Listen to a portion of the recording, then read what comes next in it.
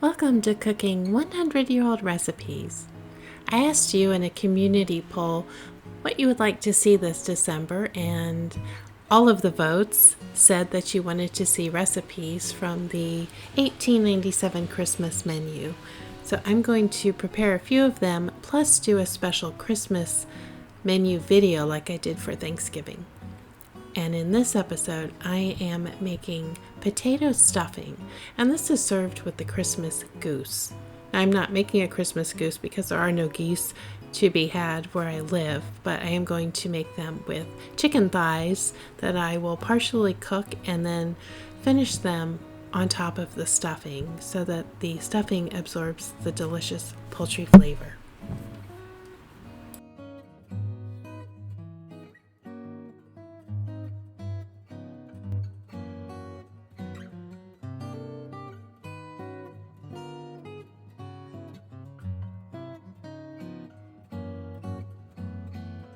Alright, so to get started, I'm going to put the mashed potato and breadcrumbs into a mixing bowl and then set that aside while I get the other items prepared, just to get them out of the way, because you see the breadcrumbs are taking up quite a bit of my cutting board.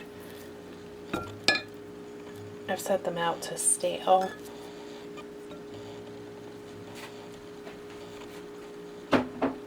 And I am going to pre-cook the onion in the salt pork rather than just dump it in there raw.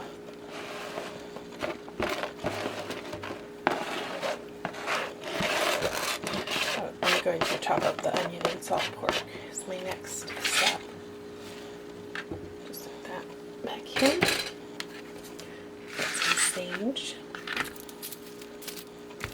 Let's do the salt pork first so that I can render and put a little bit of grease in the pan for the onion. And I have to show you something funny. I'm going to zoom in. I don't know if it's going to show up on here. So I have the potato stuffing recipe. But up here, because roast goose is part of the Christmas menu, here. Remove pin feathers. Wash and scrub a goose in hot soap suds. Yes, do you see that? Oh my goodness. I'm not making a goose and I'm not washing a bird in soap suds. So what I am doing is, since this will be more like a weeknight preparation, it's not Christmas, and I've never seen a goose in my grocery store. I would have noticed, believe me. I'm going to lay chicken thighs over this in a bowl that's cooking.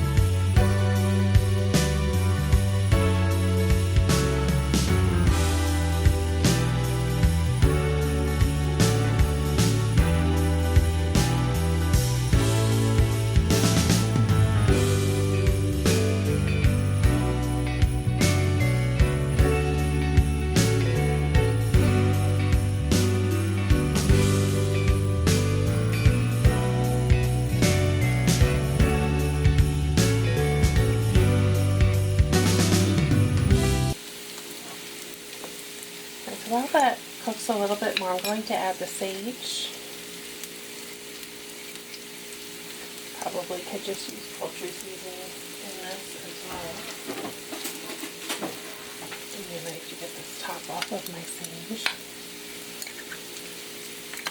And I do have fresh sage. I'm going to use some as a garnish, and then some of the leaves I want to lay on top while it's cooking.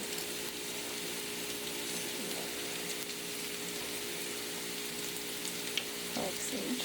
I'm using top. Okay, that's about a teaspoon. The egg. Stirring with a knife. I'm doing. Toss this through just a little bit.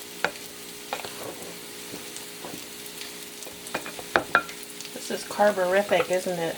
Potato December. The egg in there. Make sure it's to bind it. And then it also calls for 1/3 cup of butter. I assume that needs to be melted, so what I'm going to do is add that to the pan and let it melt down just before I add in the salt pork and sauteed onion. It's ready to come together. I don't want to overmix it, and the potatoes can get tough. Right, let's see how we're doing over in the skillet.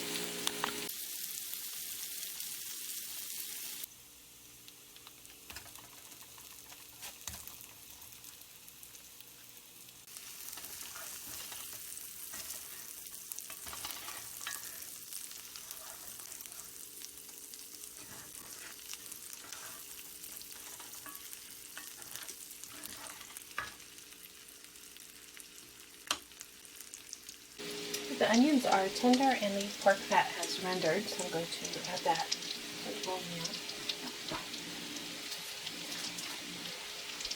And I have not added salt yet because I want to see how salty this pork is.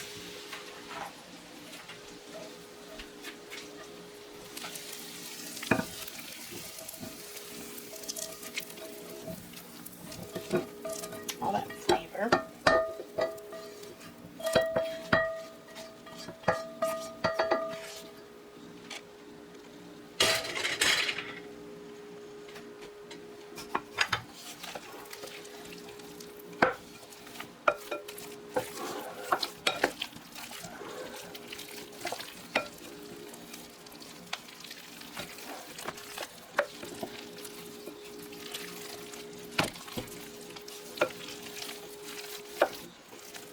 I think this will taste really nice. Let me get a spoon. Speaking of tasting, and see where we're at with the salt.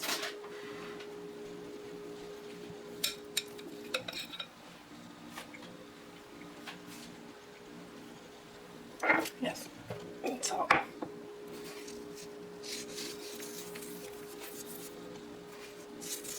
And I could use some more sage.